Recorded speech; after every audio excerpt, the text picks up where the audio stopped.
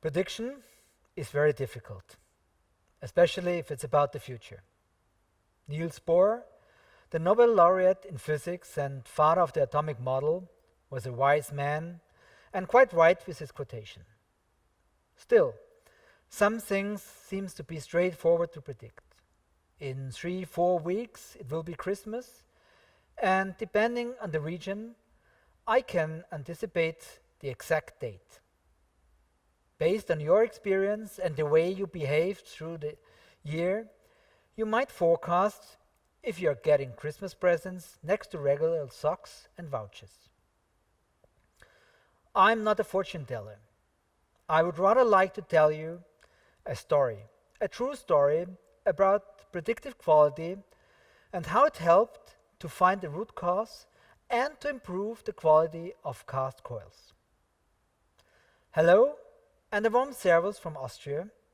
My name is Gunther Schober from PSImetals, and I would like to show you, based on an example, what industrial intelligence is capable of in terms of prediction and how it could support you in reducing the scrap, reducing the carbon footprint, and increasing your benefit. Before coming to the story, let me finish my previous thoughts. Predicting Christmas or New Year, it's easy. If I told you the weather for New Year's Day, today 4 weeks in advance, you would not believe me. Why should you? I'm not a meteorologist, and even if I would be one, I guess you would not trust me either. The difference is the level of complexity and the experience. Predicting Christmas is not particularly complex, and we have the experience in what we can expect as present. On the other hand, weather is something extremely complex. We all know the story of a butterfly in Australia causing a storm in Europe. And the experience shows that we cannot trust a weather forecast, nor do we, at least most of us, have experience in forecasting the weather. Why am I talking about weather in an online aluminium conference? Aluminium production is quite as complex as weather. Almost.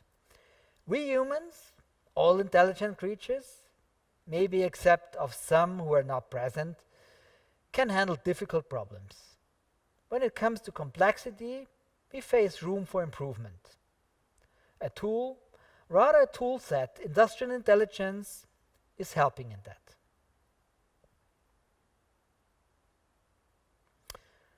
A customer of ours detected an issue with his cast coils. To be precise, some coils had a defect, especially the ones being cast at the specific line had a high probability of having a quality issue. You might ask, why did he come to us, a company known as software provider? A defect occurring at one specific line looks rather like a hardware issue than a software bug. Absolutely true. PSI is a solution provider for metals industries, and he had good experience from project implementations and our solution competence. And we have a couple of mathematicians working for PSI. Yes, mathematicians. Some of them are particular, but all of them are very intelligent, clever, and smart. Our task was to predict these issues to avoid them in future. We understood the task the following: find the root cause for these casting defects. A perfect match. A customer, a problem, a methodology, and the right people. The mathematicians were eager to get all the data to analyze and to play with. There was some disappointment. In total, we had data of 123 coils, 123 figures, something a mathematician probably resolves in his head. Yes, mathematicians are particular. I remember from school, the more variables an equation had, the more difficult it was. Mathematicians think differently, especially when it comes to predictive quality. The more data, the better. More data reduces the bias. Out of these 123 coils, 26 had a defect, which is a little more than 20%. And we had 68 process parameters in quite high resolution. Okay, that's at least something. Our proven methodology for predictive quality is a 5-step approach. The same methodology we used in this case. First, data collection. Second, data preparation. The third step is training. Train the machine and the machine learning tool. Simplified, we group data like Cinderella. Data related to defects, data related to no defects. Fourth, the model evaluation. After the training, we wanted to see how good the machine was and validated the data against the unseen data. And fifth, online prediction. After the system passes the exams successfully, it is ready to go live and predict the defects. So let's spin the wheel and let's go a little deeper. Data collection might seem easy in this case, as there was not much data. Still, we have to ensure that all the data from different sources are pulled together. Which data was available in our case? Basically, all different kinds of production data. The chemical composition of the heat and the coils, the metallurgical data, the production process sensors data, equipment data, maintenance history, defects data, origin line, detection line, the product and production order data, the description of the final customer, and so on. That means we had data with time series like process data, dynamic data, and data time independent like final customer or the maintenance history, static data. The second step was to prepare the data to make the raw data useful for machine learning. This already is one step to resolve the complexity. What is meant by that? In some cases, the data had to be normalized and made comparable. Imagine you have a coil that is 1 meter wide and another that is 2 meter wide. The information that a defect was 50 centimeters towards the center, measured from the left side, can have different meanings. In one case, it means in the middle of the coil, while in the other case, it's in the outer quarter of the width. And measured from the left could finally be on the right if the winding direction has changed. The amount of data was not very high. Inventing new data is possible, but does not make much sense. There are other ways to enrich the data. That's what we did. For each dynamic feature, we calculated additional statistics and added as new feature to the data frame. To be more precise, we measured the central tendency, which is the mean, the average value, and the median, the value of the feature in the middle of the series, which would filter out the extremes. The variability and standard deviation were defined to show how static or dynamic the values was, how much it deviated from the average. The measure of the shape of the curve, the skewness and the kurtosis, the shift of the curve and the steepness of it. The percentiles were a further indicator. The percentile defines the position of a score. For example, a percentile of 90 means 90% of the scores are below the value. And the measure of the chaos and in the data, the impurity, the entropy was added as statistical value too. A summary: time series data was transformed into data frame consistent to prediction models. A single time series is turned into a set of numbers, statistical descriptors. As third step, we had to train the model. Somehow you have to tell the model what is good and what is bad. There are different models available. For this specific case, the extreme gradient boosting method, a decision tree-based methodology, was selected, and found to deliver the best results. Both static and dynamic features gave a valuable input and have therefore been considered. We used the available data as training set.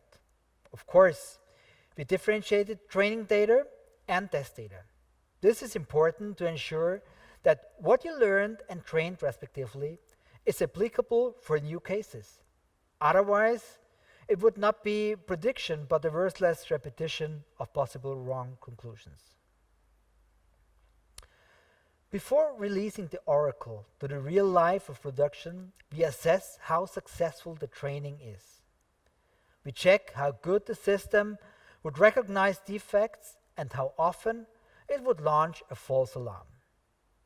The classical results of prediction models are a probability.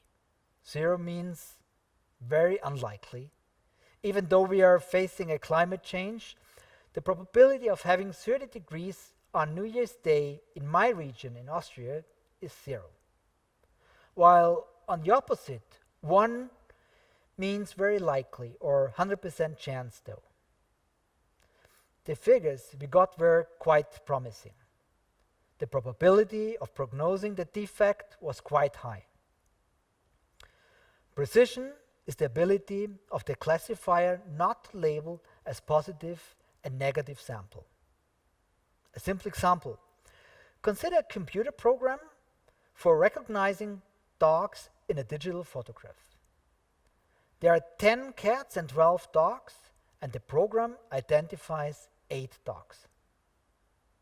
Of the 8 dogs identified, only 5 actually are real dogs, true positives, while the other 3 are cats, false positive.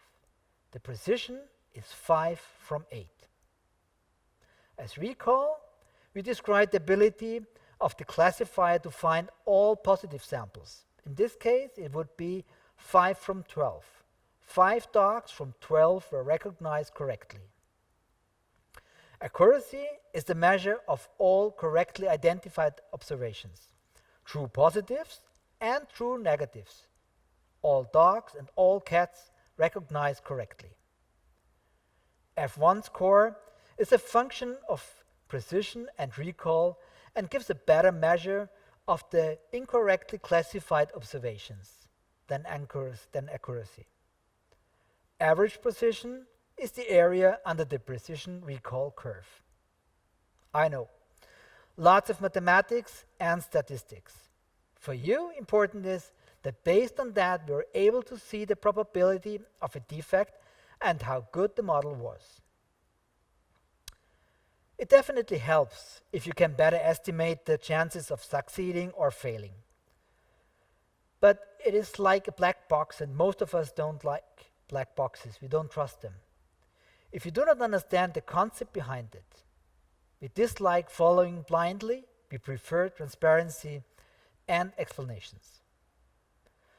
Just knowing the probability of a defect, in this specific case of the casting defect, would have been nice, but not very helpful. Actually, it was already known. It was approximately 20%. Knowing the chances of the occurrence of this defect would not have had changed anything. Unfortunately, it's not possible to simply skip every 5th coil and not to cast it. We saw the necessity of breaking the black box and shedding the light on the prediction structure. So we went a little deeper.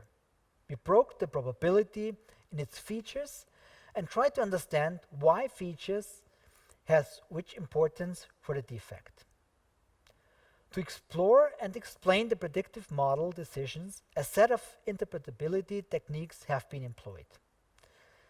The DALEX library analysis complex decision model helps to explore and explain the behavior. How good is the model? Which are the important variables? How does the variable affect the prediction? How does the model fit well?